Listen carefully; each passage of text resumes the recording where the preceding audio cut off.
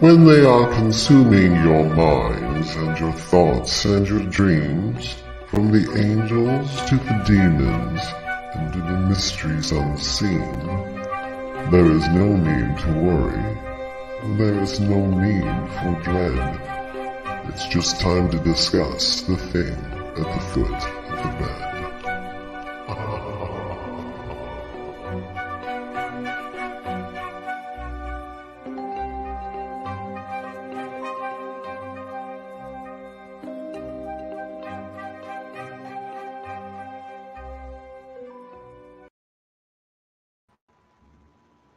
Good evening, and if you're just tuning in, you are listening live to The Thing at the Foot of the Bed. I am one of your co-hosts, Lorilei Potvin. I'm going to be introducing my amazing co-host in just a second. Just a few housekeeping notes. First of all, if you want to join in the conversation, we love having you be part of the conversation. We pick somebody during this 2-hour period for the unpredictable, predictable reading. You can see, or if you write your comments, we will see them either on UFO Paranormal Radio on YouTube or on Facebook. So please head over there. Sandra Sharp's here. Woohoo! Yeah, we're here. We're a few minutes late. Please apologize. We apologize. We were looking for a few things before we got started.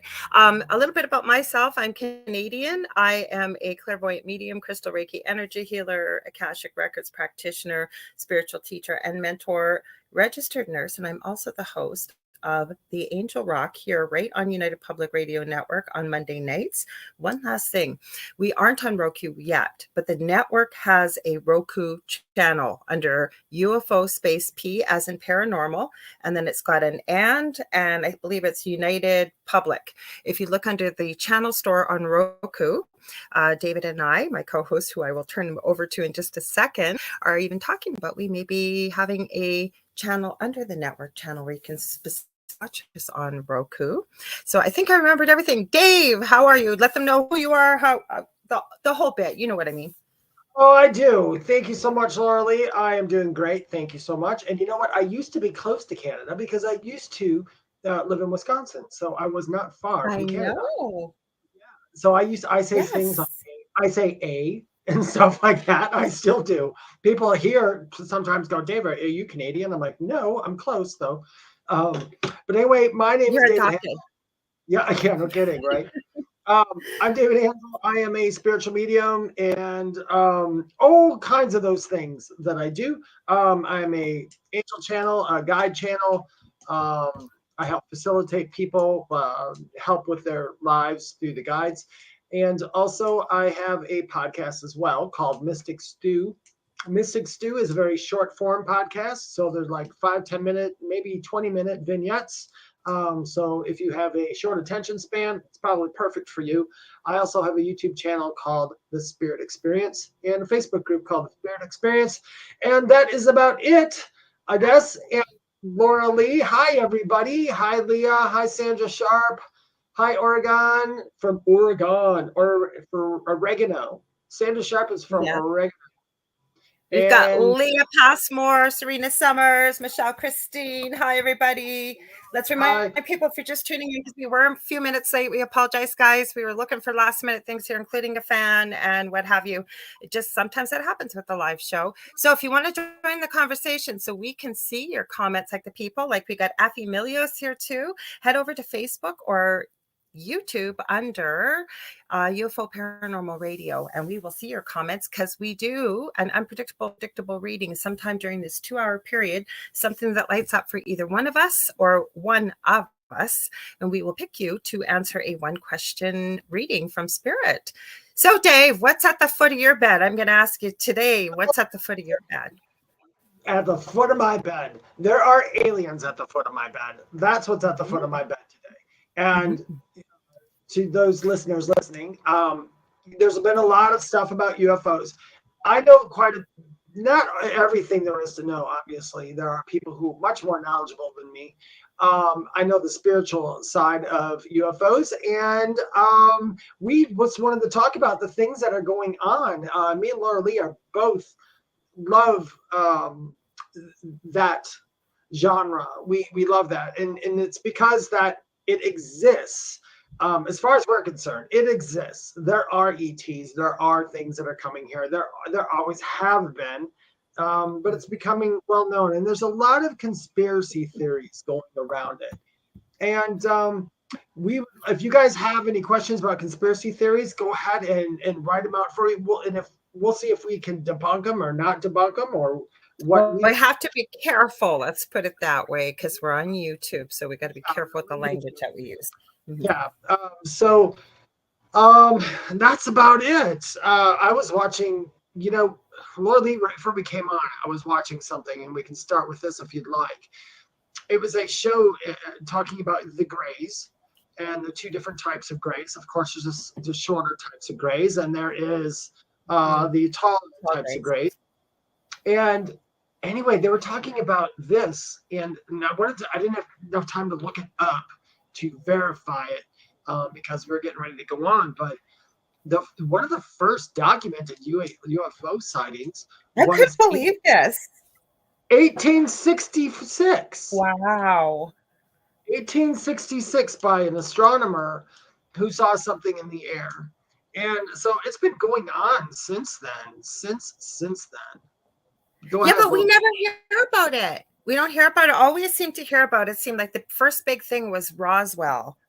Yeah, that's the first thing I was hearing about. Well, yeah, and then there's and then Betty and Barney. If you guys don't know who that is, it was a couple that was abducted, and later on, they went through hypnosis, and their stories corroborated. I mean, perfectly together, and they had like a doozy, and people were sorry, that's Betty and Barney. I was looking at something Michelle Pratt sent me. Hi, Michelle from Australia. You're talking about Benny and Barney Hill? Yes. Mm-hmm. Yeah, Betty and Barney Hill. I think I've looked into a lot of abduction stories. And I have to say this, anybody who worries about this, when I was watching the story about that, you hear like some of the stuff that happened to them, and it might sound a little scary, but you got to remember this. When and if, whatever you believe, they were taken, they were set back down in their car with no memory of what happened. So they were protected quite a bit from those beings, but we undid it so we could find out what happened, what was on there. And that's where it kind of got scary, because we have lots of things that happen to us. Who knows what happens to us when we sleep and where we go, half the time. I'm a big OBE person. I love OBEs, and I've had plenty of them. Out of body experience for people that don't know what that is. Yeah. Mm-hmm. I enjoy them.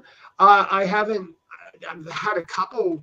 I had a couple that wasn't so great. And I had some of those around a couple of years after I had came out of the coma. And the funny thing was, when I went to the other side, they didn't really talk about UFOs to me. So that wasn't a hot button subject. But after I came back, stuff started creeping into my mind and directing me to places. So it was like an afterthought, if that makes sense. Well, yeah, but you know what? Okay, so and many people that know me, we got, like I say, there's Michelle. You sent me that wonderful Catch a Falling Star. You said don't blink at 2:22. It just went by really quick. I can't see where it went. AM, I believe, over in Australia. The problem is, I had a whole bunch of clips. I spent the last hour trying to format to go on to StreamYard, and it won't do it. I don't know how I did it with that one that we put up with the electric flash across the tracks. I will keep working on it, guys, because I had some great stuff. But somebody sent me, and I found her when I started opening this door. As I always say, what we think is regular life is so minuscule, I feel, towards the unknown, the stuff we don't talk about, the strange, the weird, the things we talk about on this show when you open that door. And one of the things I found in my research was a lady by the name of Dolores Cannon.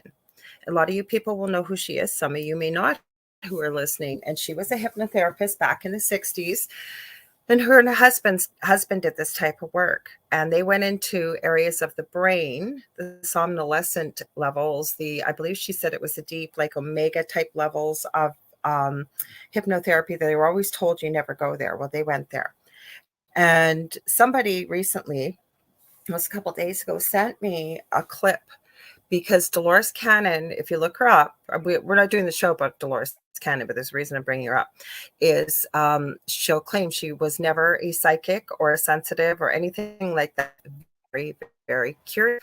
And she has written books based on not debunking, but I'll say redefining what Nostradamus meant. If you don't know who Nostradamus was, he was a gentleman who made some predictions about the world back in the 1500s that have since come to pass. Not all of them, but some of them. And it's quite a story. So I started re-listening to it. But the reason what sort of led me on this path, big, long ways around, she also had quite a bit where she would hypnotize people that would connect with ET on the other side. And she was basically the transcriber and the writer of questions. Dave, I can tell I'm hearing you buzz here. Hey, George Lunsford, welcome. This is right up your alley tonight. We're talking ET and UFOs. I know yours is more cryptids, but... And Sandra Sharp says, I love Dolores Cannon's books. Go ahead, Dave. No, I was going to say I came across Dolores Cannon after my NDE because somebody had suggested something about it, and I started listening to her stuff to see if it coincided with my experience. And there's a lot. There's some that didn't, but there's a lot that did. I agree. And then with I guess with Dolores Cannon, which you're talking about before, she figured out a way. She took people past the death experience. So a lot of people will like regress you back to your childhood. Yeah, but she said they weren't dead. Like with Nostradamus, the interesting thing is she was connecting with him while he was still alive. She called it like time travel. So it wasn't so necessarily his spirit. He was connecting with her from his time period in the 1500s through an individual being in a trance level of somnolescence, she called it, or an excellent somnolescent. And this person would be translating from Nostradamus to her and her questions through the person. And the person she eventually, where I'm at in the first volume of Nostradamus's translations of his predictions, she's not alive. This woman, that she is alive in real life, okay, laying on the table in the trance state, but whom they've connected, they've regressed back to. She's between lives. So yeah, I guess you could call her a spirit, maybe. Sorry, I cut you off. I didn't mean to. Go ahead. No, that's absolutely correct. That's a good way to clarify it. I think a lot of people don't realize after you leave here, you're going to be between lives. So you can also be between your past lives too. So I think that's how she connected with Nostradamus while he was still alive. Well, that's really a mind scramble, isn't it? But yeah, I got that she was talking to Nostradamus. He was actually alive at that point. He wasn't in spirit. He was as Nostradamus. He was alive. And then you know what I got to, what was really cool, because we see this in the paranormal world sometime. Don't worry, we're getting back to the aliens and ETs, guys, but Nostradamus had this mirror. All it reminded me of was Snow White with the Queen. We can get into things like the Mandela effect, right? Which I always knew it as mirror, mirror on the wall, who's the fairest of them all. Apparently now it says magic mirror.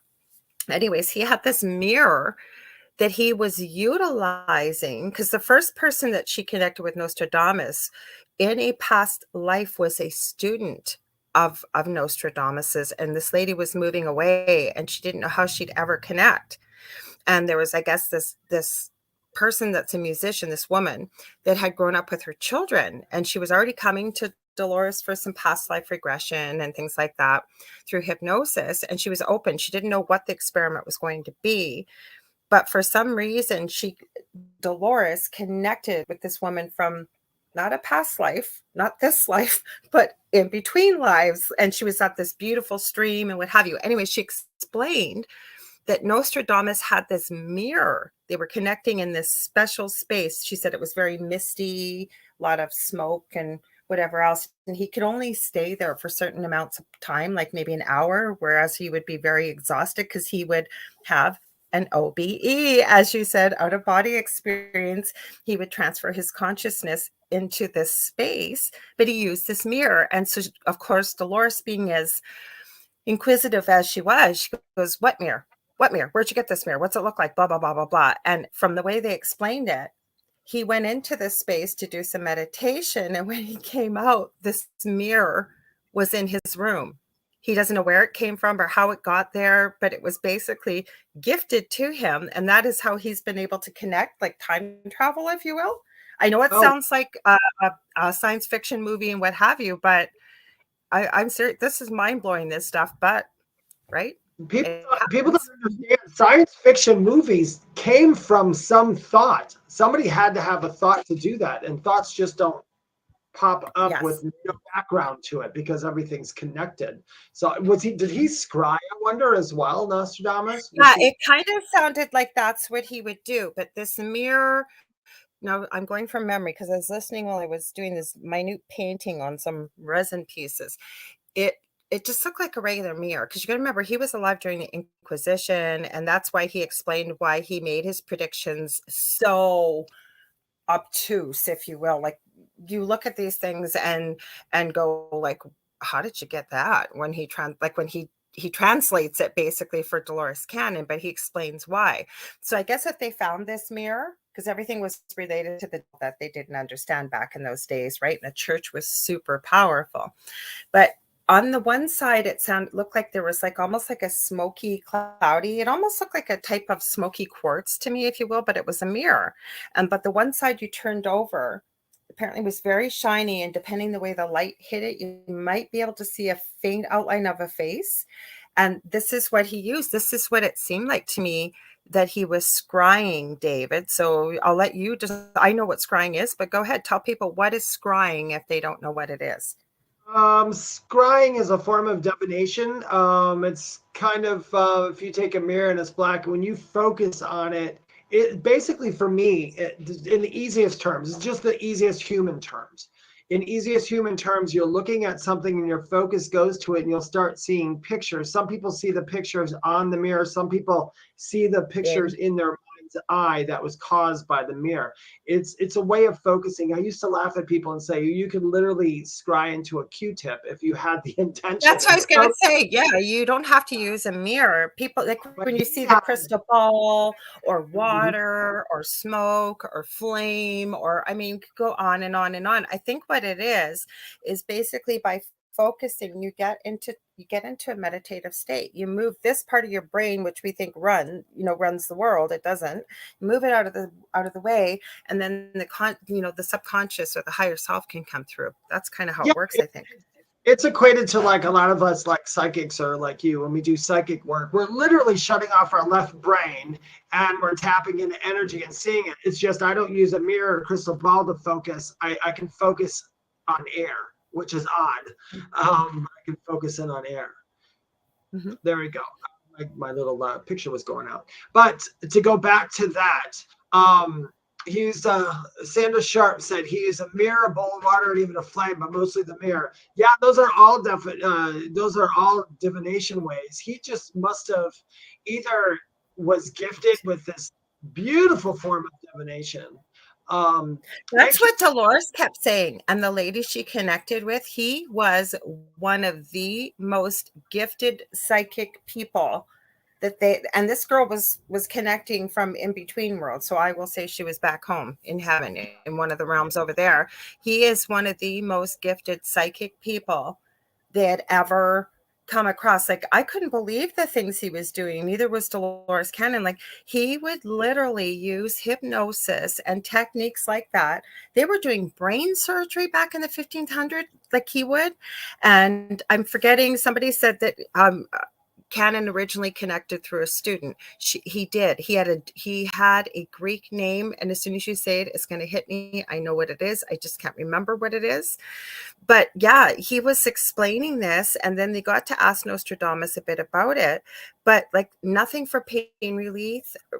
He was able to get the patient to control bleeding, because he said usually back in the day, like they had to do a lot of amputations and things like that. And he would be able to control the bleeding, which would then control the pain, control everything with the body through the subject that was going through said operation. And he saved so many more people, because a lot of people back in the day, I guess, would die of shock. Obviously no anesthetic. Like, can you imagine having your leg cut off and no anesthetic, no nothing? So he would use people's minds And we have seen that. I know I have. I'm sure you have, Dave, and people in the audience, where there will be people having dental work or surgery through hypnosis, like, and they don't have any anesthetic. Have you seen that before? I've heard of it. And is that anything like, or did he do psychic surgery? You know what I'm talking about? No, he wasn't. He was doing, like Sandra said, he was a doctor, but he was also, apparently they didn't have a lot of respect for women back then. And he Yeah. wasn't aware that Dolores Cannon was a woman in the beginning. So he wasn't really impressed that he was dealing with a woman. And he had said the only woman that he had a great respect for was Catherine Medici, I guess one of the queens in that time in France, because she would consult with him about many of her sons, which had become future kings of France. And I remember hearing, because I was listening to the story, it was being read, it was an audiobook. And he said she should have been born a man because of her level of, his words, not mine, manipulation, ruthlessness, thirst for power, many of the characteristics, I guess, Nostradamus attributed to a male of that time, that this Catherine Medici, she wasn't called the queen, I guess she'd be maybe the mother of the future kings. She had those attributes as a female. So he did respect her, he said. Could you imagine if he was alive today? He would freak out.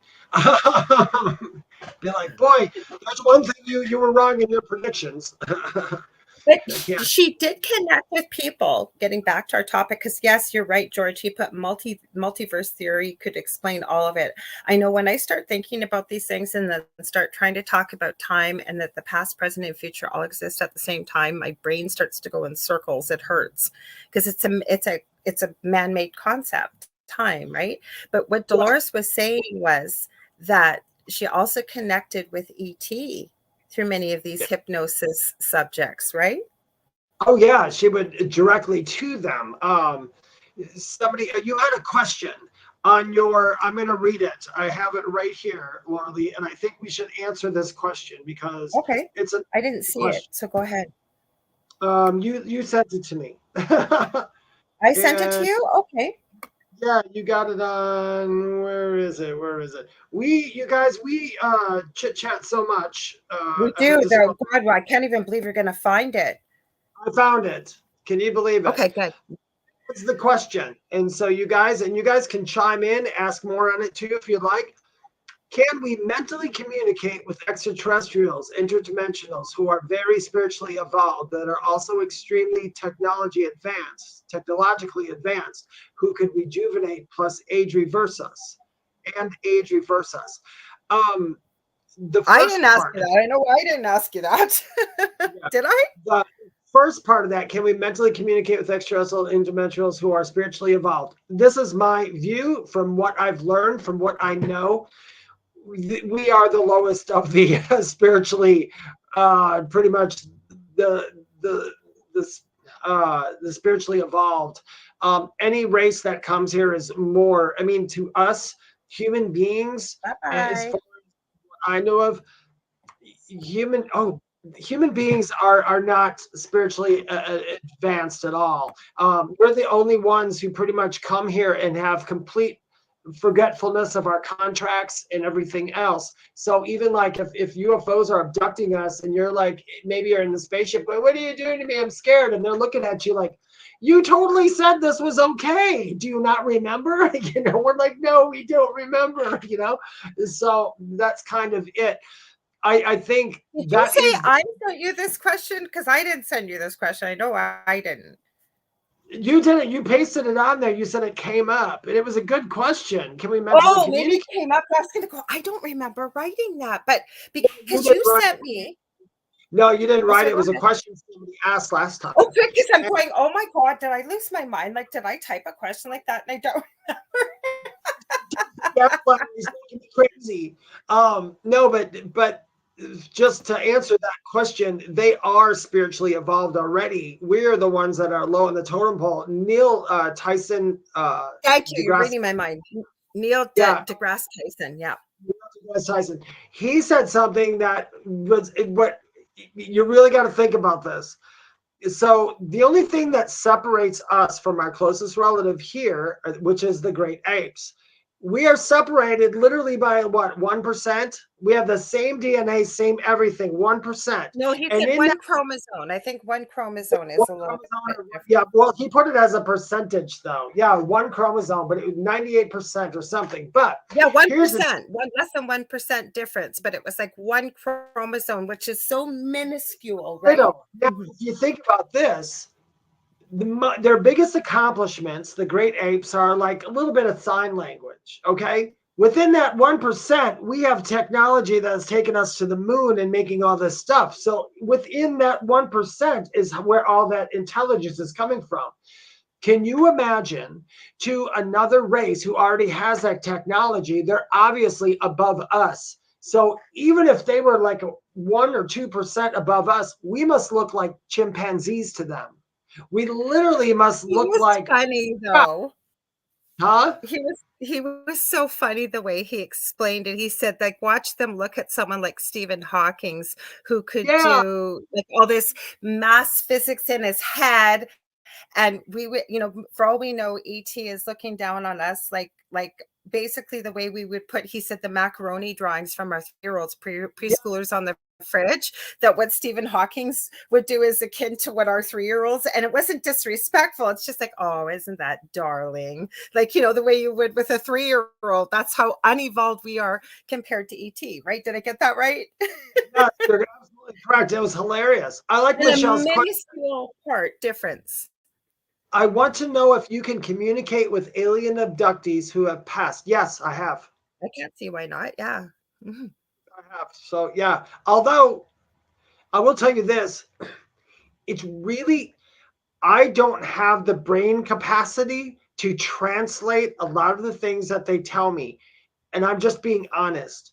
Because if you can understand this, a lot of times when they use us to talk through us, they have to go with what knowledge we already know in our heads. That's what they're choosing from. They're formulating thoughts from what we already know.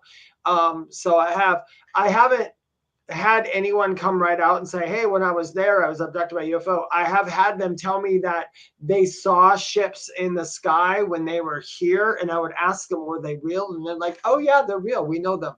And I'm like, oh, okay. So then now you know who they are. So they are well aware. I'm assuming that you probably could. It's not something, honestly, that comes up for me all the time. Most of my readings with I haven't had it come up either. I haven't, but there's no reason why you couldn't, yeah, because there's no reason why what you I've could. always found, and I'm sure David's going to agree with me, and if he doesn't, that's okay. But as much as you want to connect with somebody on the other side, a loved one, and you come to somebody, say that's a medium like ourselves. Now, can we guarantee your loved one's going to be there? No, because they have lives on the other side and they have free will. But I'm going to be really honest. I don't think I've ever had somebody say, no, I'm too busy. I'm not going to show up, even if it's just for a short visit to say hello, if it's a booked appointment. Like, don't get me wrong, if it's a last minute thing, they still know what we're doing on this side, but like I said, they have lives, but they usually come through. What do you think, Dave? Like, I've always had somebody come through that somebody wants to talk to. I've never not had anybody come through. It may not be for long. Like if they've got something else going on, or there may be somebody's got something more important to say, like that needs to be brought forth. Yes, but never not had somebody come in and go like, John, heart attack, Park, worked at Costco together, and that's pretty much it. And then you're done. They're done. But they still come, like they still make touch to let you know, like, I'm okay, I'm happy, I'm healthy, they're not, maybe not a few. And you know what, have you found those kind of people too? Usually weren't many person of many words too in this lifetime. That's what I found. if you didn't talk a lot in this lifetime, they're not going to talk over there usually, because they're giving you the personality that they had when they were here, not their personality as a whole over there. Kevin O'Doherty, an interesting question. Can I kind of differ on it? But comment. I don't agree with it, but I wasn't going to say anything, but you go ahead. Same DNA as dogs and cats, but we don't share the same DNA. It's not configuration. It's what you were born with. It's what you were born with, not breathing it in through the air, because in that case, we're also trees and plants, and we're also any other thing that breathes. And then that would mean that we would have the same DNA as our neighbor, because if we talk to them for a moment. I understand what you mean though, Kevin. I do too. there is a configuration that does difference. I'm trying to figure out.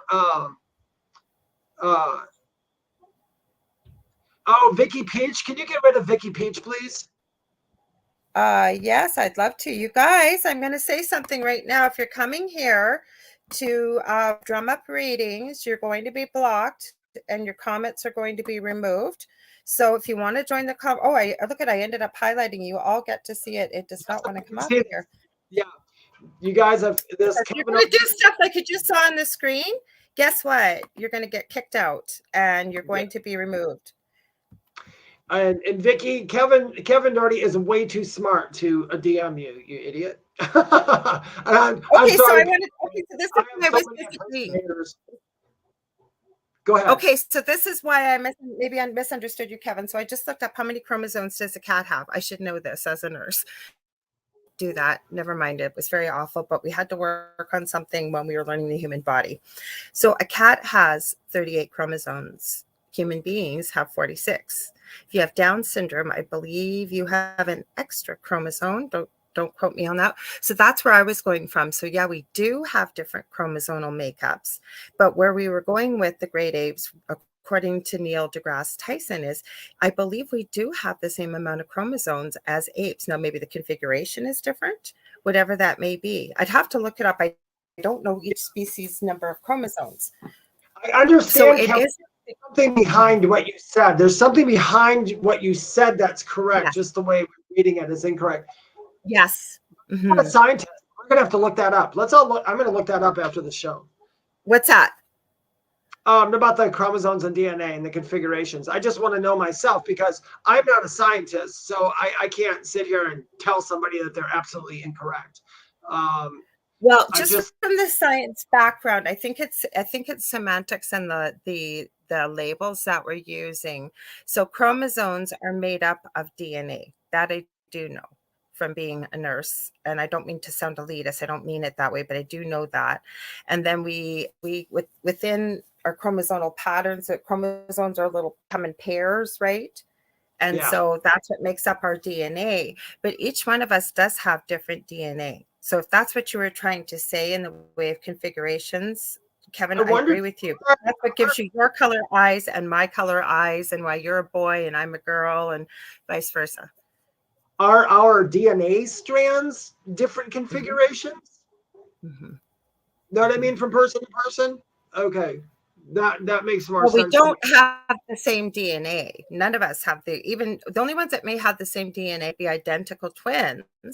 Yeah. But what's always been a very fascinating thing to science is when you are identical, you can even have mirror identical twins where one has a mole on the left side and one has it identically on the right side. But why are their personalities and everything not the same, right? That's always puzzled science. Michelle Pratt is laughing. She says, how, when we all come from Adam and Eve, LOL. Which brings us to, I'm glad you brought that up. Do you guys, now see, I believe in the theory that the earth is seated. I don't believe that that we came from one thing. I mean, we did at one point, but I think that the earth was seated. Okay, so let's read Kevin's comment. Okay, says, I mean, we have to have the same organs as apes, cats, and dogs. Yes, you are right. And Kevin, you actually touched on what I was trying to avoid saying, and I'm going to say. When I went to university for nursing, we didn't have cadavers, human beings, because I wasn't at a massive university in Canada here. So what did we have to use? We had to use cats, because you are right. Their insides are very similar to human beings. So that's why we had to do that. So I agree with you. Now, how about time travel? We're going to get there, Mike Rye. We're going to get there tonight because we're talking. That's where we're trying to get back to you guys. A lot of this weird, strange stuff. We're never going to stop being who we are. I said that to Dave. We were talking off air. I said, we're always going to end up kind of going back to spirit, the spiritual stuff, because that's who we are. But there was something that was said here. Okay, Adam and Eve. Okay, let's go there with the weird and the strange for a sec, Dave. I know this blew my mind years ago, but I couldn't say no. Can I still say yes?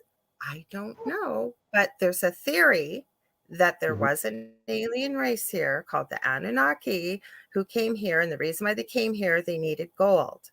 Now, there was a lot, they were much bigger than we were, and so on and so forth, but they created the human race to do the work for them. So when you look at many of the ancient things like the pyramids, which just aren't in Egypt, and the way they are so perfectly aligned with the star constellations, with we don't even have instruments today that could cut them with the precision these I want to say bricks, whatever, however you want to call them, that the pyramids are built out of.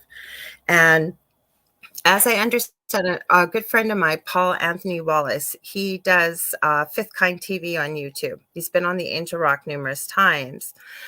Him and I have those fascinating conversations about, he believes that what if the first version, if you subscribe to this theory, the first version of humans were so smart that they said, are you kidding? Why would we go work for you and be made to work for you, basically, and had all of these abilities that we've told don't exist? Okay. So they went, oh crap, we gotta rebuild a second version here. So they rebuild the second version, meaning us, right? And then we got into the discussion about people that say go into a coma or they hit their head or something, and then when they wake up, they have this ability they've never had before. So the conversation and I have had, just to finish off really quickly, is what if that was always there, but human beings 2.0, that light switch was turned off? So it's always been there, but for whatever reason, like somebody going into a coma or hitting their head, the light switch turns on, and then some of the abilities start coming back that were basically hidden, if you will. That is, Lorilei, from my experience, you are absolutely correct. And the reason I'm going to say that you're absolutely correct is because, if you guys don't know it, I was in a coma, and I do have different abilities that I did not have before here. I could not speak to animals before it. I can now. I also have my memory too, although I went in the coma and I forgot a lot of things. I can now remember exact moments from when I was 2, 3, and 4 years old, stuff like that. I can remember those perfectly. But yet I can't remember when I was 22. But I can remember way back, and I can actually remember words and things that were said. So that can happen. Here we go. Go ahead, Lorilei. Okay, this is a question from Leah. Now, that's just one theory out there, folks. Like, there's so many out there. You got to decide what one fits and resonates with you. So Leah says, I had to step away for a second. Forgive me if this may have been asked, but what is the purpose of abductions? Can I start and I'll let you finish, Dave? Okay. So the purpose of abductions are many, and it depends what belief system you subscribe to. If you go into the earthly version, that certain governments agreed with certain alien races for certain trades and technology, that they would be allowed to abduct a certain percentage of human beings for resources in the way of study, what have you.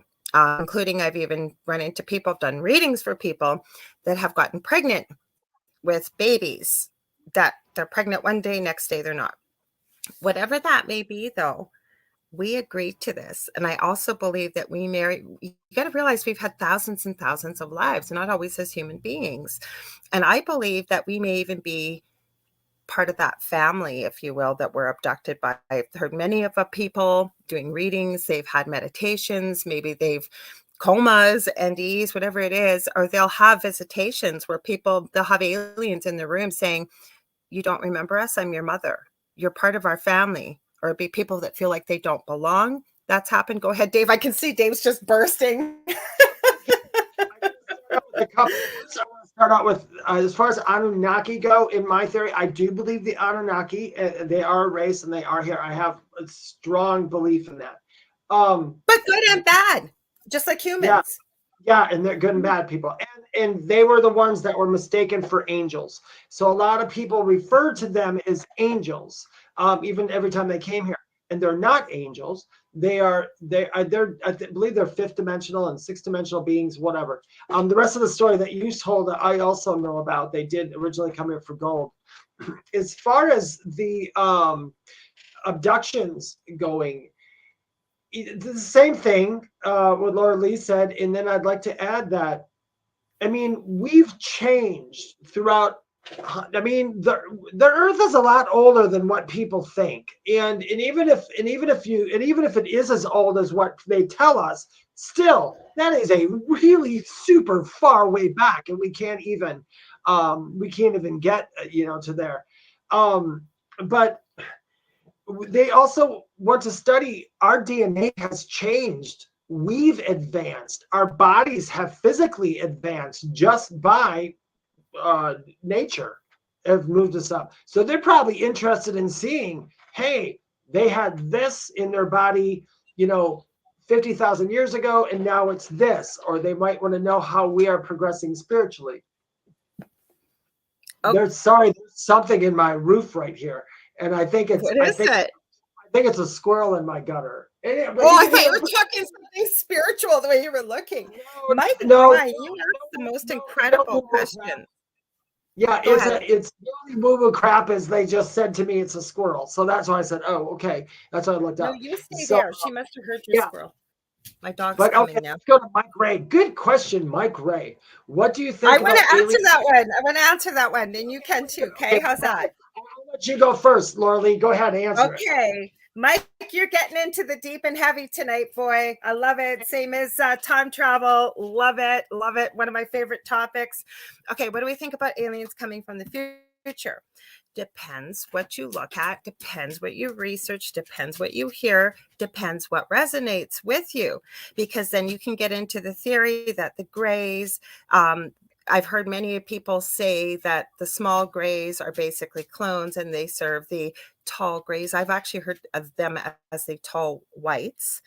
When it comes to aliens coming from the future, I recently watched a webinar where some of them were referred to as the J-rods, and I forget what the other name was. And they even got into the human beings have done autopsies to see how they've differed, because the theory is that some of them, depending, there's the J-rods, and I forget the other name of them. I should have been prepared for this. But depending on what time period, one comes from 7,000 years ago and one comes back from 12,000 years ago that visit us, as we know them as the grays, but they might possibly be human beings in the future, and how we have changed and that they're no longer able to procreate. That is one of the reasons also why I've heard why there's abductions and babies being born. Then you get into black-eyed kids and white-eyed kids. Are they children that are half alien and half human? Holy cow, man, we could go all the way down the rabbit hole tonight. Go ahead, Dave. Aliens from the future, it's kind of a moot point. Because everything is actually at the same time. Future's actually already here. So Mike, to answer your question, my opinion is I do believe that there are some coming from the future. I guess saying that they had already lived in our past or maybe saw our past, they might have left here and came back.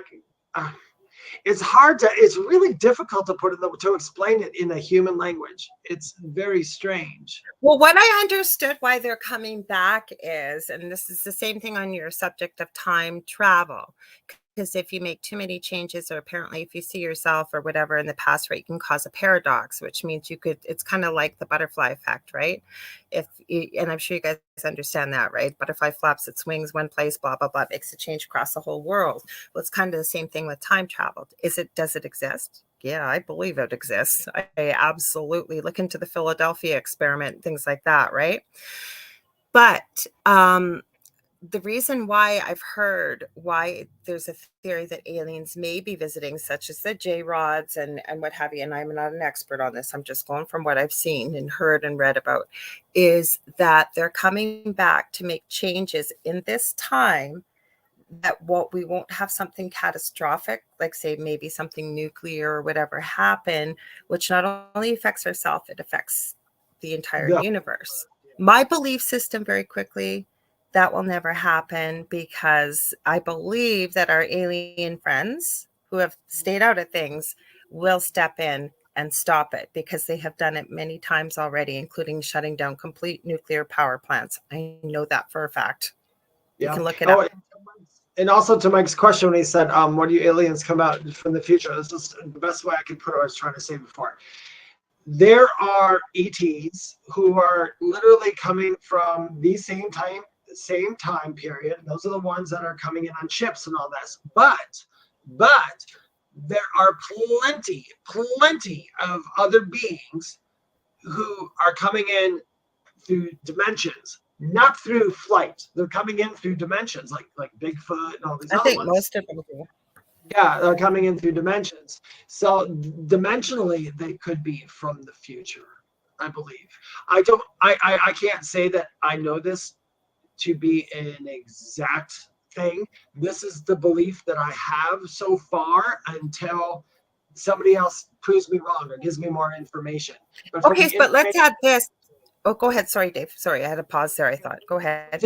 from the information that I've obtained, I do believe that yes, they are coming from the future, but not in a big way right now.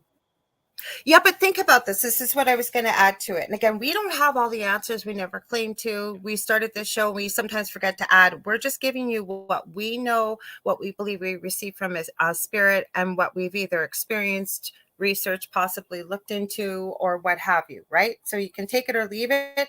If anything, if it pauses and gives you question, it's a good stepping stone to be jumping off and further looking at things to see what resonates and what doesn't, by using a variety of different sources. Now, the reason why apparently Nostradamus connected with Dolores Cannon, her daughter Julia has gone on to continue her work through, I think it's called QHHT. They teach people how to use this hypnosis technique and what is because Nostradamus made a bunch of predictions about the future. And he was very concerned that people were getting the definitions of what he had tried to produce as warnings of the worst of the worst. And everything has come to fruition, he said, because the past or the future is malleable based on the decisions that we make as human beings. So he was hoping by putting these warnings forward that human beings would see it and make changes accordingly so that none of the things that he was seeing would come to fruition. That's kind of how I feel, just my thoughts about why aliens may be coming from the future. Do I think they're all from the future? I don't. Maybe they left at a different time period, but I agree with Dave. I think many of them come through dimensionally here with the amount of light years and travel and what they do. And if I can add something, so I had QHHT done, and I've had the quantum hypnosis done. There's something odd that happened during mine though, because I wanted to know about my death experience, which that is not where they took us. They did not take us there. I did not go through and see all this stuff like people do. I literally was connecting with these beings. One of the beings when I was under that was like talking through me was singing, as it was almost like a singing voice, or like some people call it light language, whatever. But they said that I was holding notes like beyond what a human should be able to hold notes. It was just straight through, perfect, and the way they talked was odd. And what I was seeing while under QHHT, I was not on an earthly plane at all. So it was, I don't know what it means completely. I want to have QHHT done again by somebody to see what happens. But, to go, I guess you could say at my QHHT, I was talking to a lot of things that weren't necessarily guides and angels. They were beings, other kinds of beings. They're the ones who told me how they told the lady who did mine how I got my information. And they said he gets it because he can hear the whispers in the wind. And that's pretty much that's why my page is called They Whisper to Me, because literally sometimes it comes in, it's like it's so subtle when they come in there. So I believe aliens can do the same thing. I think they do manipulate people in ways, and I don't, they must have permission or some sort. But when you're talking about the reptilians, everybody says it's the reptilian people doing it. But I want to comment because we have to be careful with this comment, but let's go there. But we have to be careful with the wording of it. And just give a quick shout out to Patricia Gazzelli. It looks like hello from Brazil. Sorry, shall we touch on this one? Because there is something I want to add to this, if that's okay. We have to be careful with the P word. I don't, is that P word misspelt, or is that supposed to be No, there? no, I know what it is. It's Pedofila. Yep, I know what they're saying.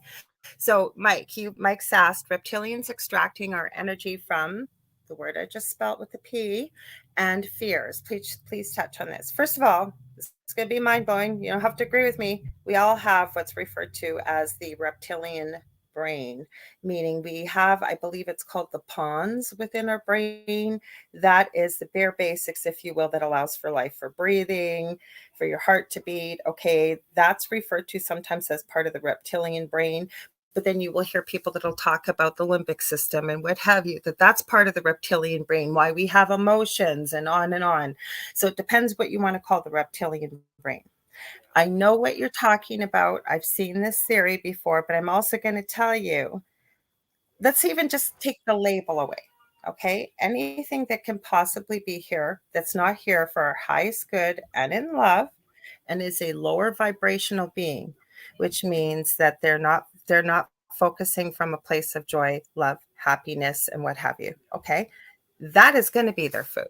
Anything negative like that, whether it's paranormal, whether it's, you want to refer to it as a reptilian, whatever that may be. Plus, the other thing is, and it depends on who you talk to, that I've sort of made my mind, because I've seen the Anunnaki demonized. They're the worst things on the planet, and yet I have seen other people's stories of being of action, and they are claiming that they were healed. They were taken aboard a ship. I know an incredible story of a friend of mine and somebody else over in France that connected.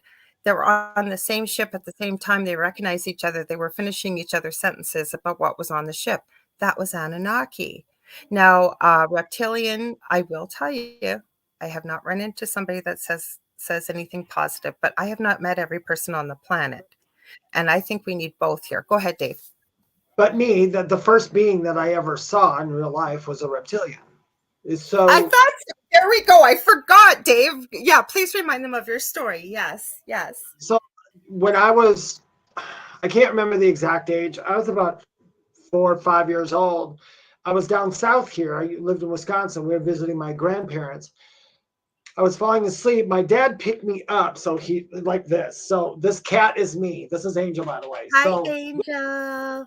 my dad was walking down the hallway. It seemed like everything froze because my dad stopped. There was no movement. There was no air. There was nothing. It just stopped. And there was a bee. And I didn't see, I get confused to this day. I didn't know what a reptilian was. I didn't, I had his image in my mind all my life. And it wasn't until people started talking about reptilians and I saw pictures. I'm like, yeah, that's kind of what he looked like. He was not an awful person, but like Lorilei No, has stated before, as far as all beings go, no matter what, there's a polar yeah, opposite of everything. So I there's good believe and there there's bad. There has to be. Now, this dude was very cool. He was, I don't know how tall he was, probably at least 6 foot or more. But he just nodded at me and he did not speak, but he transferred the feeling. And the feeling pretty much was, we're here. I'm here. And that was it. And he almost had, though, the feeling was almost like a snobby royalty person. I mean, he that's what like, you it's said. like, Yeah. I'm perfect. Yeah, I'm perfect. We're here. Hello. And that was it. And then he disappeared and time started back up. My dad continued walking. That stayed with me, but that screwed me up for a couple of years. Um, but not bad. But yeah, so I don't know if they're all bad. And I guess they are some of the species that tweaked our species. And that's where we get that stuff that you were talking about earlier, Well, Lorilei. plus RH negative blood. Like, I'm going to give a shout out to Joe Montaldo, who owns this network. He's been part of setting up International Center for Alien Research called ICAR. He has UFO Undercover here on the network on Wednesday nights. I forgot to mention, you guys, there's something for everybody here. So please share and subscribe because we are adding more and more new hosts. There's all kinds of different shows here. But that's where I wanted to go with this. Joe has been doing a 20+ year study of where Rh negative blood, green eyes, red hair has come from, because apparently before 70,000 years ago, these attributes within our chromosomal patterns, if you will, our DNA profile, did not exist. So where did it come from? Hi, Yeah. Debbie. Welcome. Debbie, after Okay, those, what is it? and MIB after those encounters. Well, not back then. No MIB came to me. I mean, you know what? I will say Joe's this. seen them. Joe's seen them. He's positive he has. He's Oh, had them show. He's got I'm some sure they strange stories. exist. I will say this though. There's one thing, and I don't know if that thing did that. I'm just saying. I became really, really good at setting emotion aside growing up. I mean, Wow. I So could literally, compartmentalizing. yeah, and it helps me to this day. Like when I do mediumship readings, I have to put my emotions to the side. I'm very good at it. I'm just like, boop, you move over, you're gone. And I just have this straightforward thinking. I don't know if that's maybe what they did or gave me. I don't know. Or they're just saying, hey, howdy, whatever, you're going to have to defend us in the future. And I'll be like, okay, no problem. But who knows? Like I said, I am sure that there are good and bad of everything. Mm-hmm.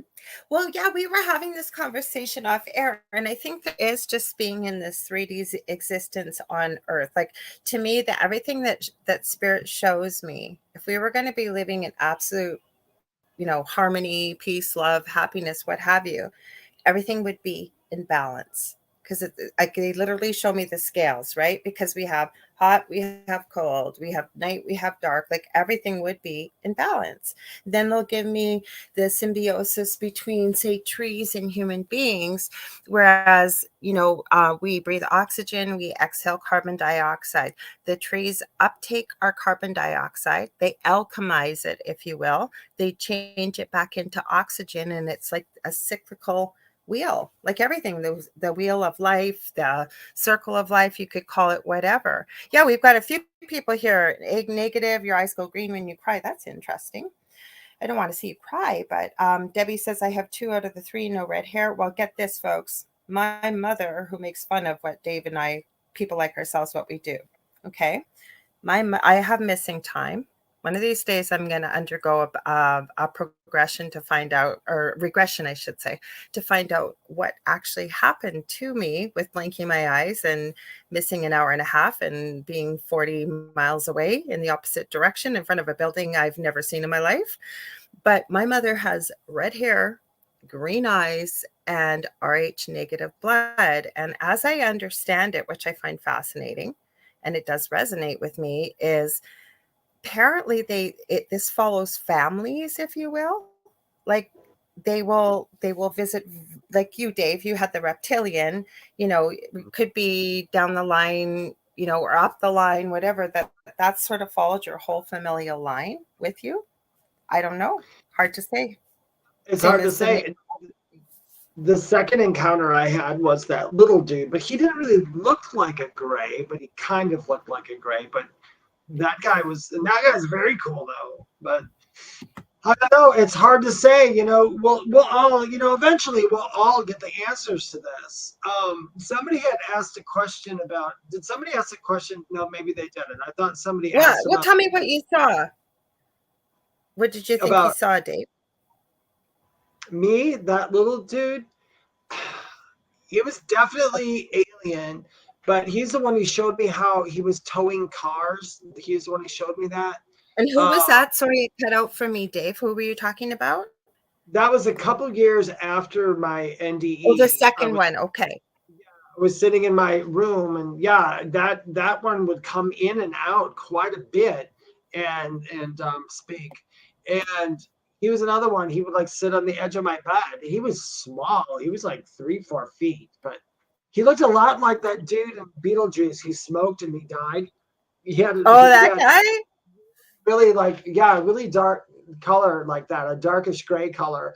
But he was showing me technology when he literally, the way he gave it to me was, it's like you could tie a chain around his waist, attach that to a car, and then have a line of like 100 cars chained together behind it, and then he as he just moved, all the cars moved too. And then he went through a pond, through a lake, and dragged all the cars with him. And he was just letting me know, this is what your mind is capable of.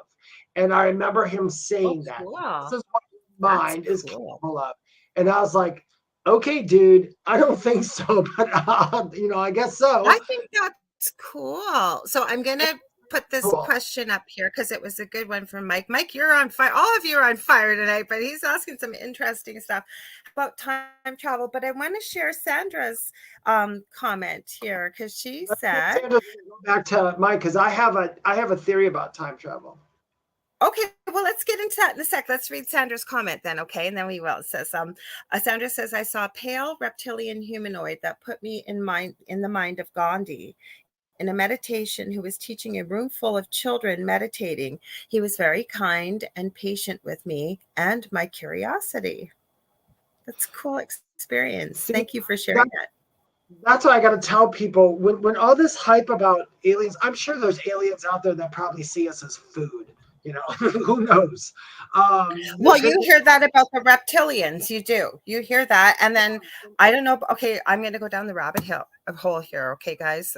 Like Joe always teases me and calls me conspiracy princess. He says there's another woman he knows that gets more into this kind of stuff than me and calls her the queen of conspiracy. I don't like the word conspiracy. I like truth seeking because I'm not looking for one-eyed, one-horn flying purple people eaters. Okay, I'm looking into stuff and I'm questioning and I'm keeping an open mind. Just because I haven't seen it or experienced it doesn't mean it doesn't exist.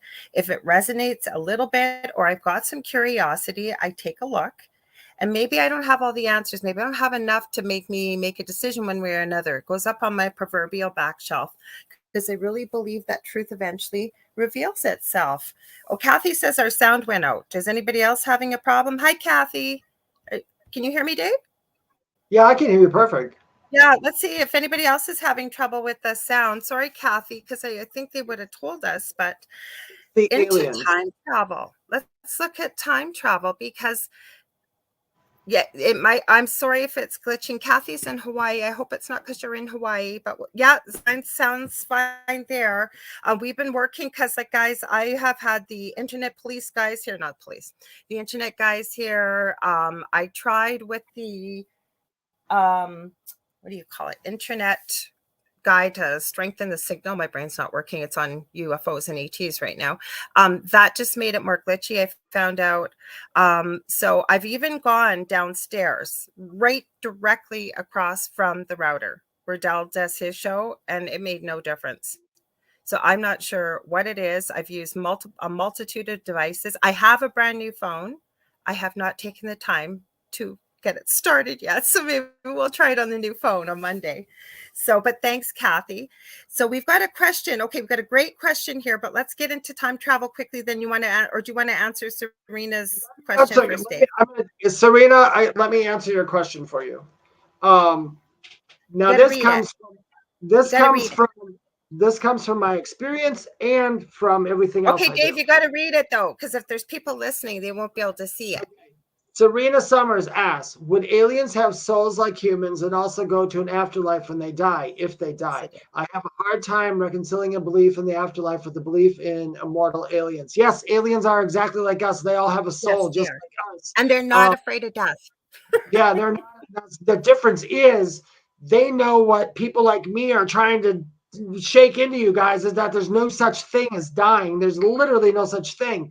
They know it, and they get to remember their soul contracts.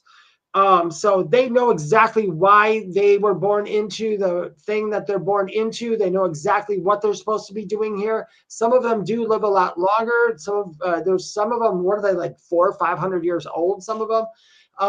But we used to, as human beings, live that long. Yeah, human beings used to. Yeah, that's what I hear.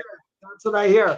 But yeah, aliens have a soul as well. Aliens also believe in a higher power. And you know what? We all have the same exact higher power. It's just how it's interpreted through your experience and whatever you're experiencing. Like if you're human, you're going to interpret it one way.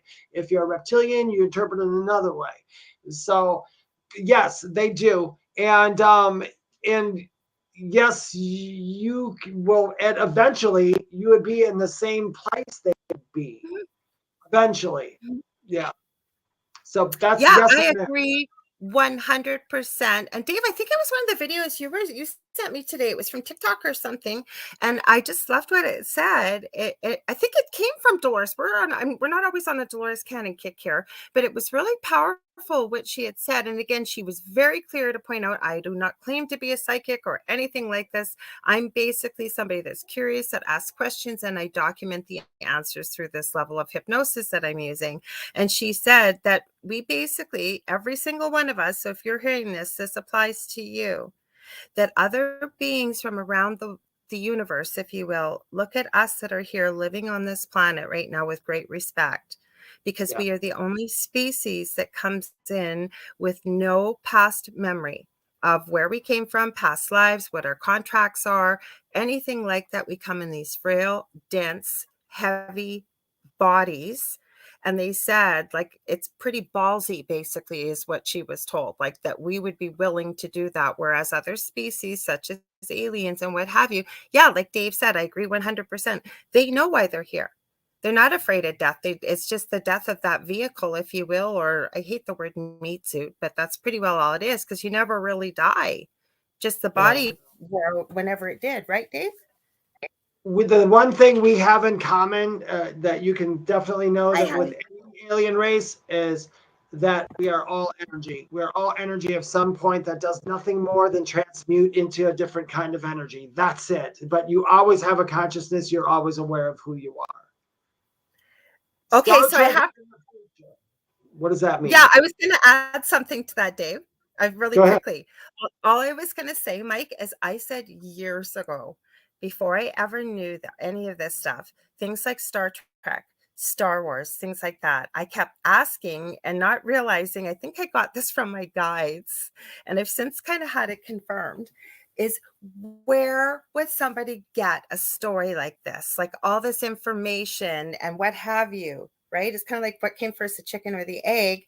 And as I understand it, a lot of this was channeled to Gene Roddenberry and the creators of Star Trek. So if you look at it, right, and this is where the mind F comes from, if you will, is again, what came first, the chicken or the egg? So if this was channeled to him and he got it, but people have seen what was on Star Trek and recreated it into real life as technology.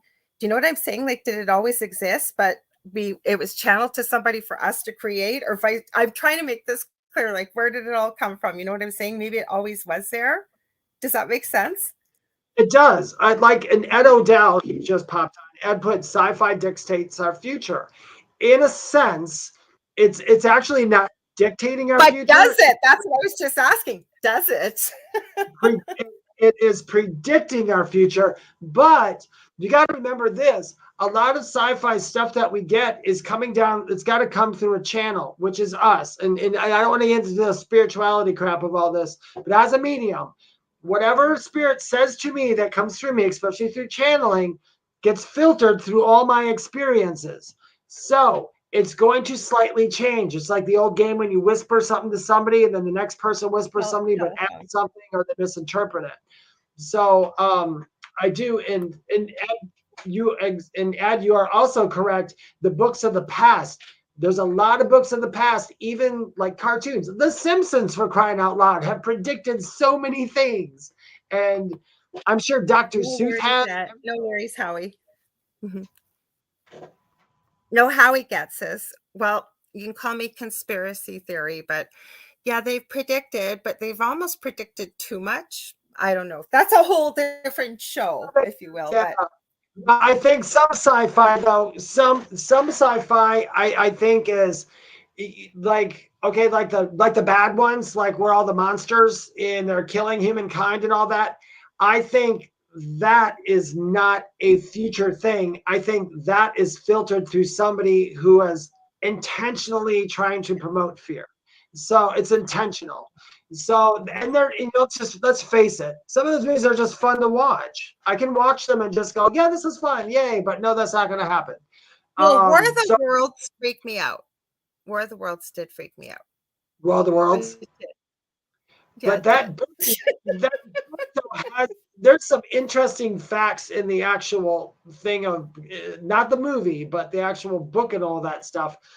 There's a lot of stuff they do. It's kind of a test. They want to know if we come here, are we going to like try to nuke them right away or what? But then again, they're not afraid because they can literally. I don't know what people are worried about. If the aliens wanted to eat us or do anything, they would have did it a long time ago. they would have done it a long time ago. That was a big eye opener for me years ago, right? Because we're Yeah, always worried. Oh my God, they're coming to attack us. And if you think about it, they've been here since the beginning of if time, probably well before that. And if they yeah, wanted to, they would have by now. if you don't, if you are filled with a lot of fear, or you have a fear of someone coming here and destroying your belief system, I understand why you might fear something, because they will destroy a lot of belief systems. But for someone like me or Lorilei, we're just like, oh, we were wrong. Cool. Tell me the right way. And that's, we're like, whatever. Yeah, we're like, we're fine with that. I listen, you guys, before I went into my NDE, I had preconceived things about the other side that were not there at all. And they're like, no, David, that was you. I'm like, oh shit, I'm a cow. I'm Yeah, sorry. but that's what the good thing is. I think if you're, and then I want to read Kevin, don't ever apologize saying sorry if that's deep. Kevin, we love deep stuff like this on this show. There's things that I believed and I thought, say 5-10 years ago. That's why I try and be open-minded, because I don't know everything. And the more people I meet, the more more things I accomplish, whether it's in research or talking with other people. And I say I'll always be a lifelong learner. I've changed my views about things. Like, I will tell you, and I'm not pointing a finger at anybody, but the biggest thing for me to unravel and to realize where people were coming from when I was hearing what I was hearing was I was forced to go to church. Probably from the time I was conceived in the womb. I was forced to go to Catholic school. I was forced to go to all this other stuff, right? So I had a strong belief in hell. And then I would hear spiritual type people talking about there is no hell. And I would say, what do you mean there's no hell? There has to be a hell. What happens to people that do blah, blah, blah, blah, blah, A, B, B, B, and C, right? Because we were taught that. But over the years, with connecting with spirit, getting messages from spirit, I always say spirit will hold classes with you. All you have to do is ask the right question, and then connecting with other people. With my studies with NDEs for decades and what have you, I started to realize, yeah, there isn't one. There really isn't. It's all really in your mind. And then you get into paranormal activity and, spirit says, stay here. I mean, that's a whole different show. But did you want to add something, Dave? Then I'm going to read Kevin's comment. Go right ahead. Go ahead and read Kevin's. Okay. Didn't think I would pull out Saga. Did you, Lorilei? The band Saga wrote a song called Amnesia. Okay. Thank you, Howie. That's Howie, by the way. You can help Howie if you run across Howie Odell. Report it, because that's Howie's old account that was stolen from him. I love Howie. You guys will love him too if you ever get to meet him. He's amazing. Follow him with the Rift Network. He's super awesome. Anyways, he's had to open a new account under Ed Odell. Had to add that, Howie. Sorry, but I did. Help you out there, dude. He's a good friend of mine. Anyways, Kevin said, Ed. Kevin says the ancients say there is a curse of amnesia placed upon the human being. What parent doesn't tell their child where they come from? How come we don't know with any kind of clarity and anonymity? Anonymity, is that what you meant? Sorry if that's deep. I don't think it's deep. What's your thoughts on that? I have an answer too, but what's your thoughts, Dave? My thoughts are this. I don't see it as a curse, but the only reason I have a different view on stuff like this, Kevin, because I had a near-death experience in 2015, and I had a couple actually, but the 2015 was the big one. So I learned a lot of stuff. So I understand why it's taken away. You're supposed, why we're here, we're supposed to be remembering who we are. That's who we are. That's the game. Every time a human being comes here, we're literally seeing who we are from another angle. That's why we take on different personas. So I don't see it as a curse, but I understand why in ancient times they would call it a curse, because I mean, I sometimes, trust me, if I'm a normal guy, sometimes I will go, God, what in the heck was this? Why did you I do always this? say, I wish I read the fine print. But see, I remember a lot of stuff.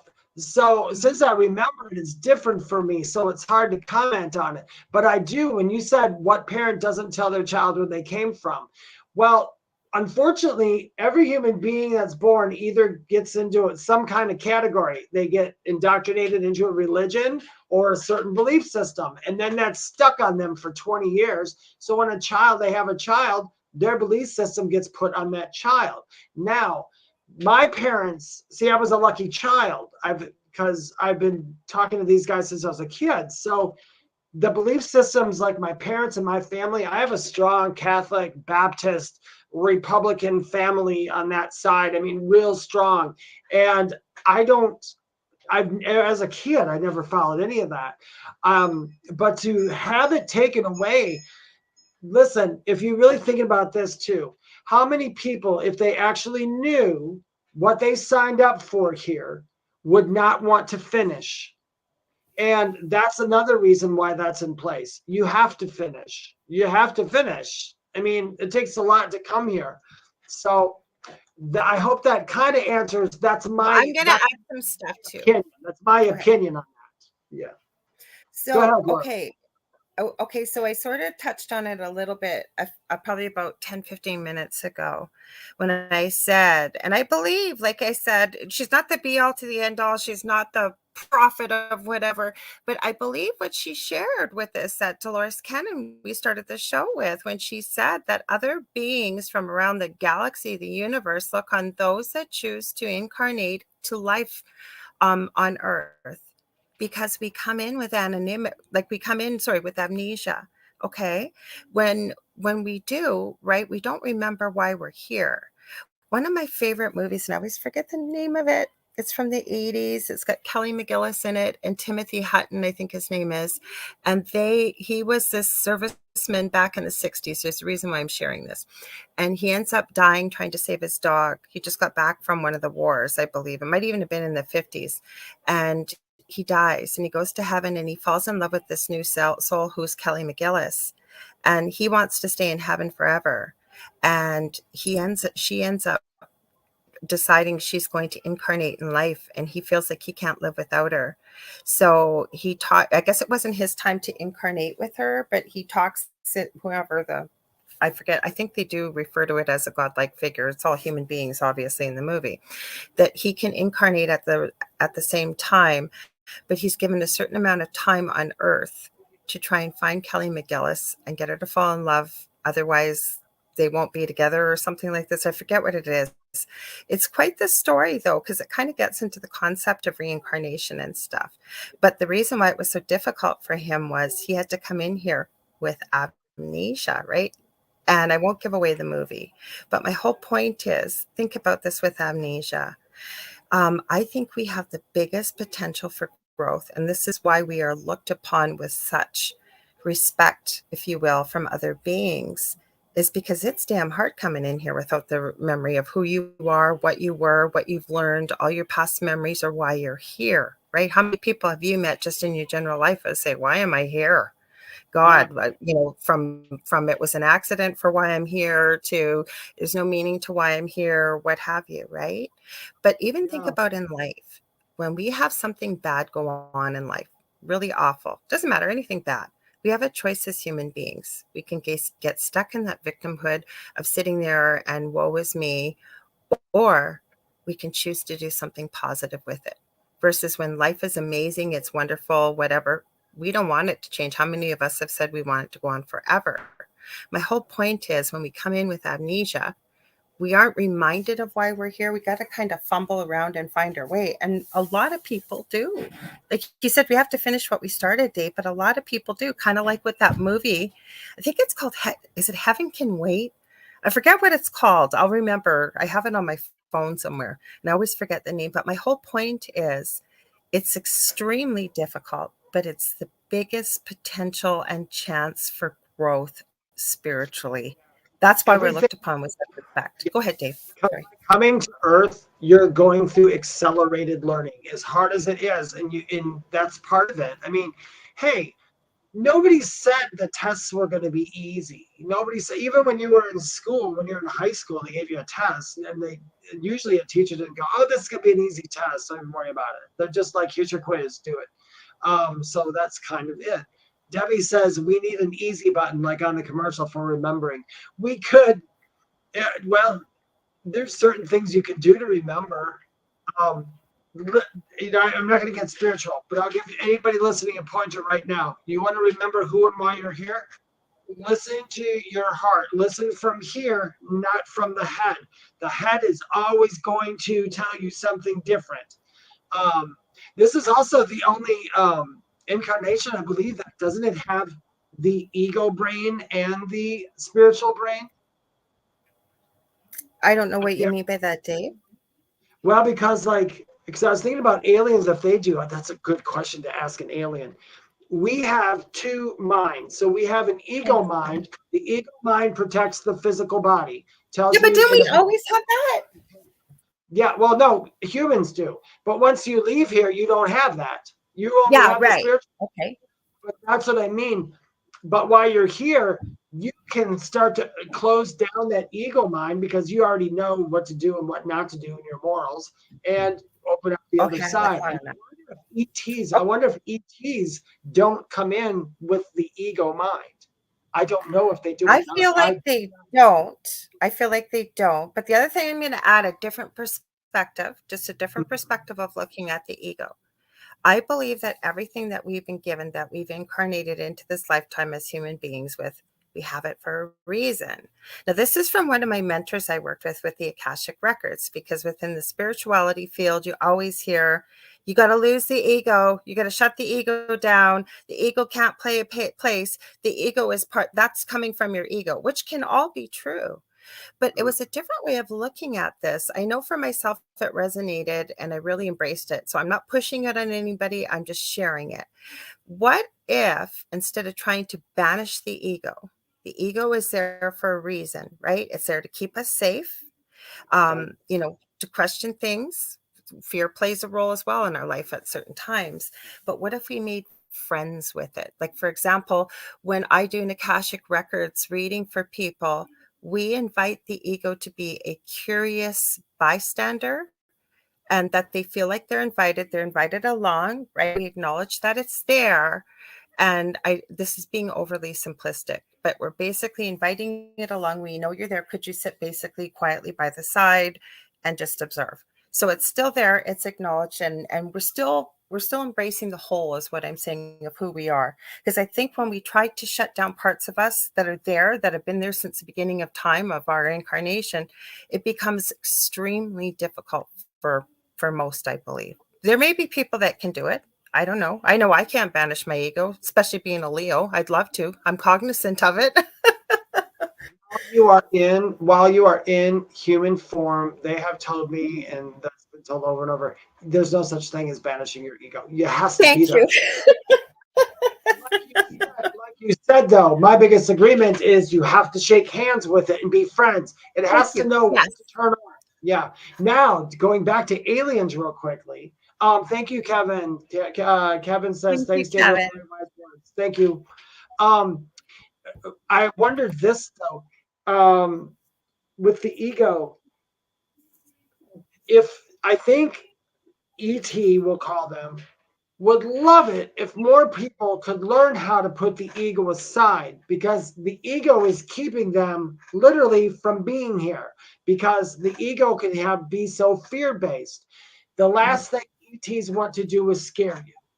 So that's why they make slow contact. They come in through the mind. They come in through that. Maybe people see them a minute. Maybe there's an abduction here and there. Here's a spaceship for a second. And by the way, you guys, there are always spaceships in the clouds. Just ask them to show themselves. Anyway,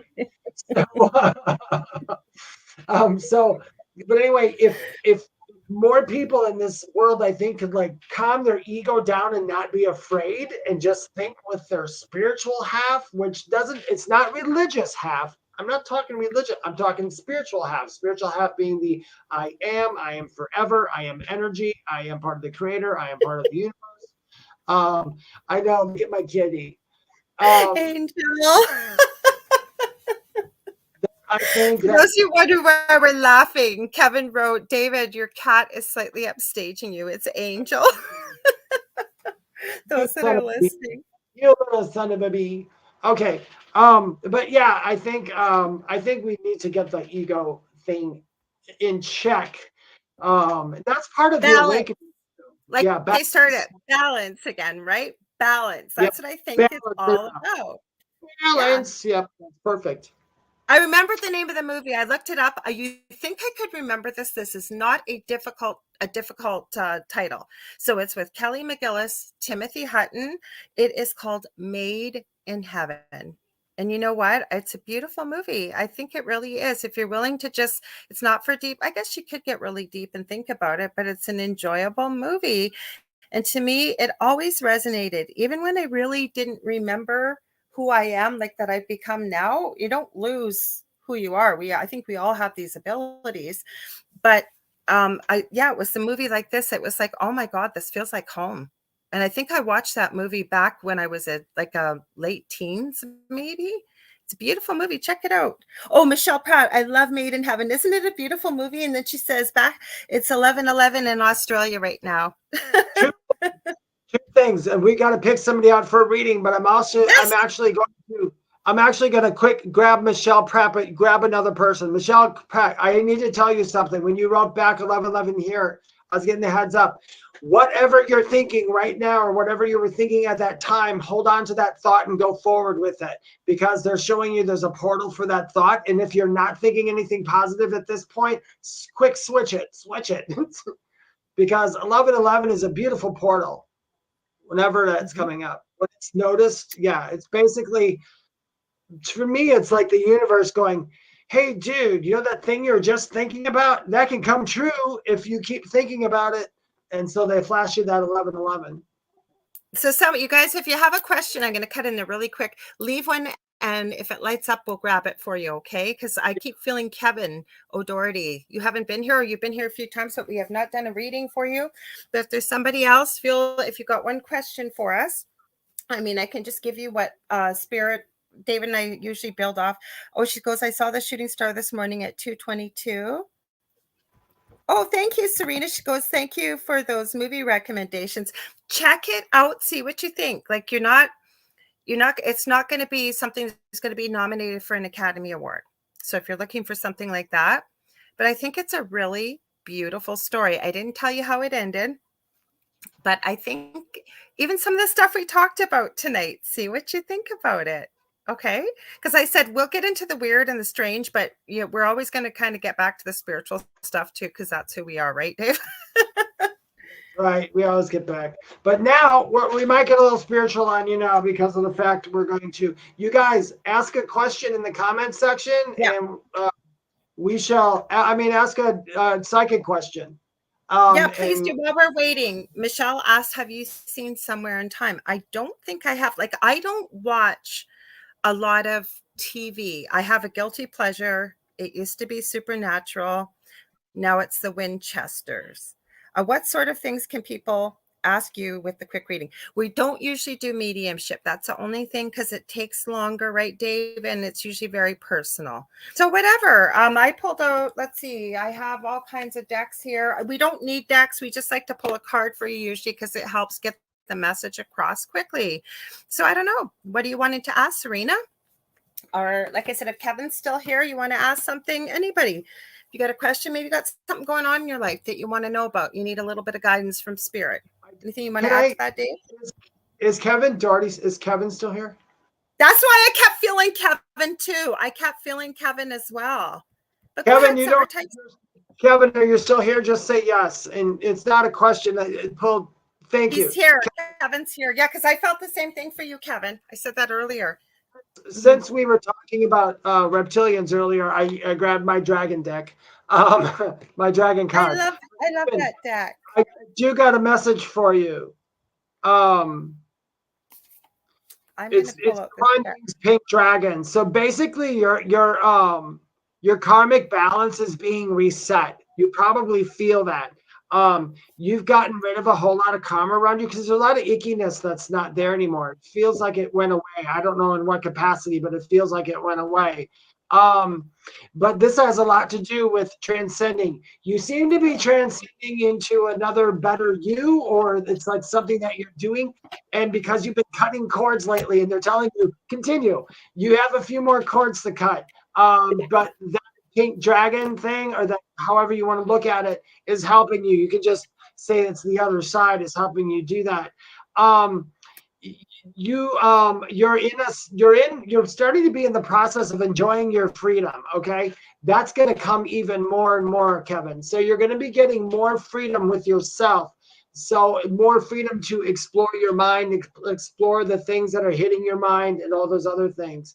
So know that you're on a pretty damn good path, Kevin. Just get rid of the crap and know that they're helping you. A lot of the thoughts that you have coming into your head, Kevin, unfortunately aren't all yours. You are co-creating with other people. So know that your next step is pay attention to your heart. Your next step is a very important one. It's going to allow you a lot more free time and a lot more time for yourself to keep thinking all these philosophical things. And that's all I got for you, Kevin.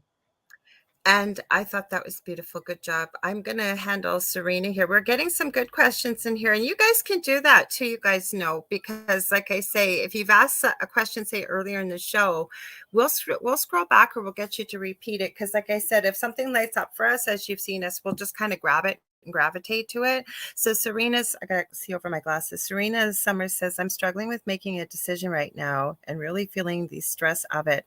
Any guidance would be appreciated. I did pull a card for you, but you know what I felt for you, Serena? The one thing is when we're making a decision, okay, we have to have a clear head sometimes, especially when it's a difficult decision.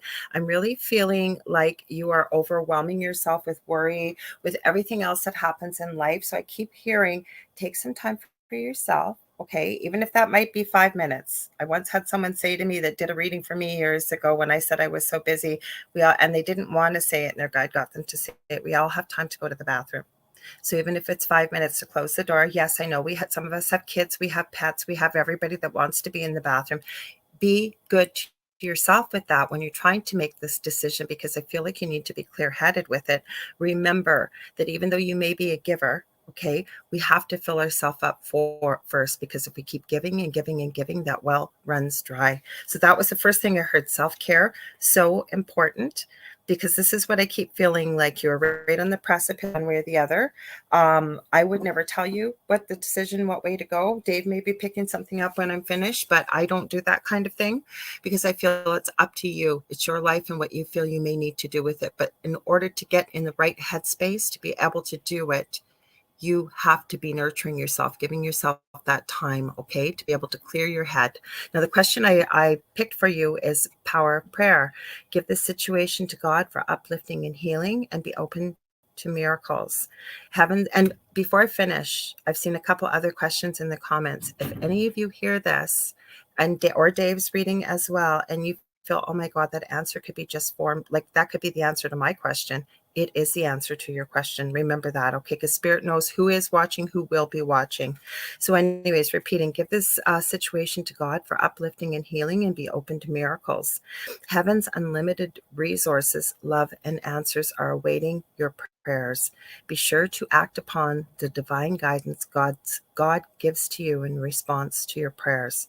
But that's what I keep hearing, is you have to clear your head, if you will, even make space to be able to make the right decision. David is like itching to say something. I know he is. Go ahead, Dave. I'm listening to these guys on the other side. Serena, whatever the situation is, like Lorilei said before, it's most important that you make this decision for yourself. Some people don't have a psychic make your decision, really. I mean, you know the answer. There's choices. The thing I'm seeing here, Serena, right now, is you're getting unwanted anxiety from not making a choice. Remember, whatever it is. As I said, getting in your own way. Yeah, take out the fear. You're going to make the right decision. I hope that helps you. But they're telling me that they said she's going to make the right one. So whichever one you decide upon, when you can't take that, that's going to be the right decision. I will tell you this too. Either decision you make keeps you on the same path, if that helps. Oh, I Each love one that. keeps you on the same path. Okay. But Mhm. just how you're going down that path might be a little harder, a little easier, a little wonkier, a little freaked out more, but you're still going to stay on the same thing. Remember this, at the end of every life, at the end of everything, it's a happy ending. So when you can take that, out of the equation and know that even if you made the wrong decision, it's not permanent, because all things are temporary except for life. Life is forever. But I'm going to have you reiterate what Laura Lee said, because that is correct from that card. That's very correct. And just I'm adding to it. Don't let the anxiety that's coming with it make you make that decision. Get rid of the anxiety and then make the decision. The anxiety is only coming from not knowing which choice to make. That's all it is. Mhm. So I think we had a really good, Michelle asked this. We've got so many questions now. And like I said, guys, please save them for next week even. But she asked us, can you pull a card for Mother Earth? Do you want to pull one and I can pull one? I thought that was a beautiful request. Mother Earth? Yeah. Yeah, absolutely. Mother Earth, because I already know what it is. Okay. Oh, go ahead. This is a deck I'm using. I haven't pulled a card from it. Star Codes, Astro. I haven't used this deck yet. So go ahead, Dave. What were you going to say? Dave and I start talking at the same time always, and I have a bit of a delay, guys. So I apologize. Ooh. Actually, You did a good job, Leah. it almost sounds like it's coming more from Mother Earth. But either way, it's this is really funny. We were talking about aliens and and then you wanted Earth. That's all about the grounding. This is coming from the blue dragon of the Palladians. And I have this. So, ta-da, look at that. So basically, thank you. This makes so much sense if we're pulling it for the blue dragon is preparing you for healing. And the earth is going through healing right now because the earth needs to heal so it can move over to do its thing. That whole thing about us moving over is true, but we won't go into the wonkies of it. You're supposed to give and receive healing. That is for the earth. That is for everybody who's on here today. And accept any heart activations that come to you, which means if you are sitting there and you're in a moment where it's quiet and you just feel like I need to pay attention for a minute, no matter what it is, it's probably an activation or it's a download of some sort. Just let it happen, smile, and move on. The earth is going through this. So that was for the earth, but it's also for all of you as well. Okay, so the card, I was just looking at this book. I haven't used this deck before. Okay, so what I think this is kind of appropriate too. It says progressions, journey, and it's got a clock as we're moving through I said the wheel of time earlier. I kind of feel that way. So we are progressing. Okay, we're on a journey. The earth is on a journey. But what I guess I want to say, this is coming from spirit, and I think my heart is, remember what you're hearing in the news and what you're reading and what you're seeing.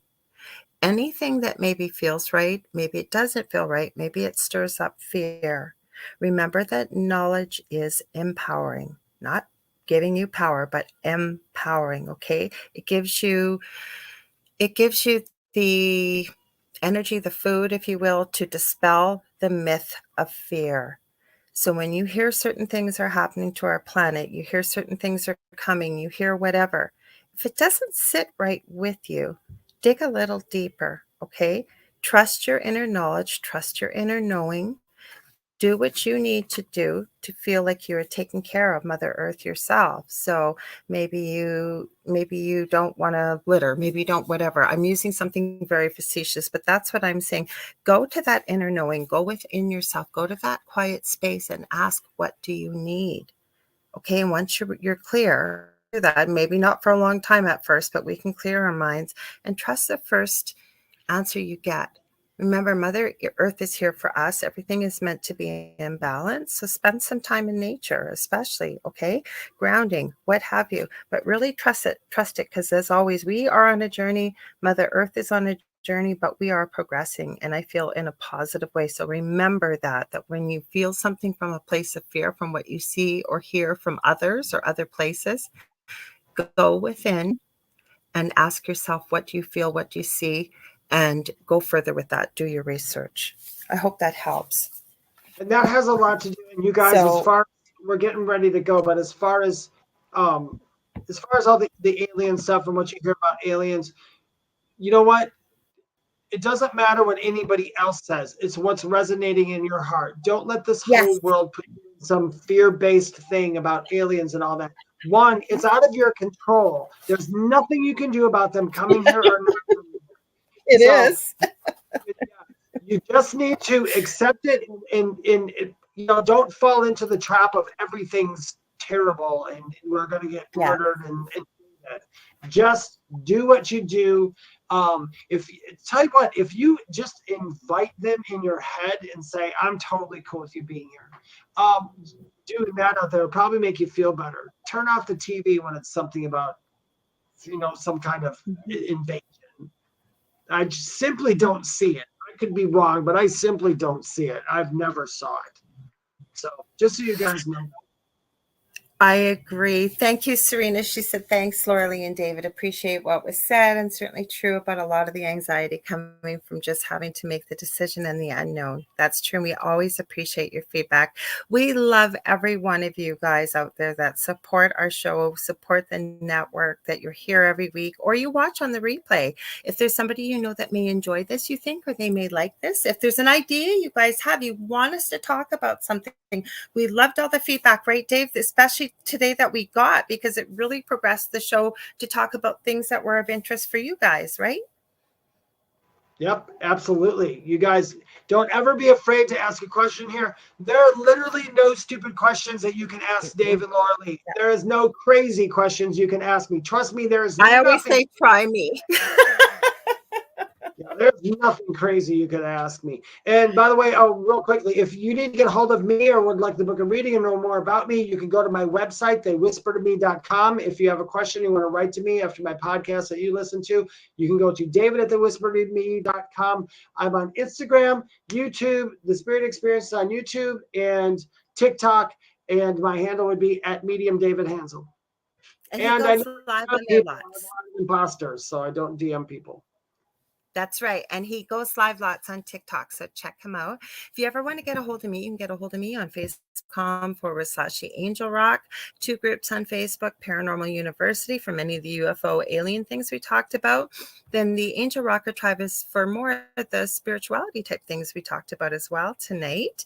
I hope you will join me next week on the Angel Rock. Sorry to think about that for a sec. On Monday night, this Monday, continuing the ufology and what we were talking about tonight, I have the infamous, amazing, who is a friend of mine, Lorian Fenton, coming on. She is involved with MUFON. She's been very involved with the ufology community, with the alien type community. I just talked to her, sent her an invite tonight. She wasn't able to pop by, but she said, are we still on for Monday? I said, you bet. I'm all ready for it, and I can't wait to have her on. So I hope you'll join me there. Same time, same space. And I think that's everything, eh, Dave? It is. And we try this every week to say this at the same time, and we're going to try it again. You guys ready? Okay. 1, 2, 3. What's at the foot of your bed?